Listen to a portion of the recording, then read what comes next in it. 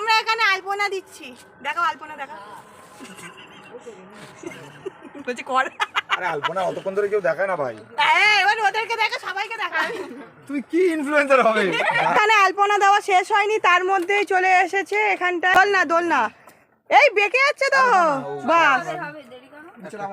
এখানে একেবারে টান টান উত্তেজনা পড়ে রয়েছে।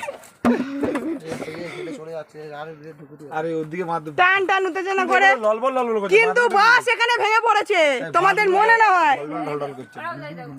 এটা বাঁধগুলো এদের মনের মতো বাঁশগুলো ভেঙে পড়েছে। ওদিকে আমরা দুপুরবেলা ভাত ডাল একটা তরকারি, এই দিনকে আমাদের নিরামিষ হয়, খেতে বসে গেছিলাম সবাই একসাথে। আর তার আগে একটু মজা করছিলাম। আর যে জানো না, আমি এসেছি গ্রামের বাড়ি, কারণ আমাদের হোলিতে পুজো হয়। তারপর এই যে স্কুলের কাছে এসেছি, এখানে আমরা আলু কাবলি আর এই বরফ জল খাবো বলে। আগে জানো তো, যখনই আমি গ্রামে আসতাম আমার বোনদের খিচুড়ি স্কুলে চলে যেতাম, ওরা স্কুলে যাক না যাক খিচুড়ি আনতে আমরা চলে যেতাম।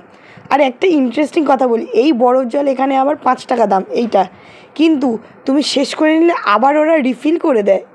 কত ভালো না? আমাদের এই দিকে কিন্তু দেয় না এইসব। কার কার গ্রামের দিকে বা কার কার বাড়ির ওখানে এরকম হয় অবশ্যই কিন্তু জানিও।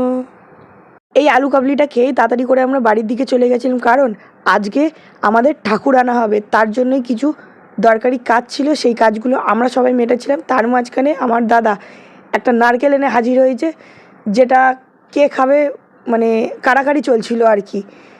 তো বিকালবেলা আনা হবে ঠাকুর, সেটা দেখতে হলে অবশ্যই লাইক শেয়ার অ্যান্ড সাবস্ক্রাইব করতে একদম ভুলো না। দেখা হচ্ছে পরের দিন কি হয়। টাটা।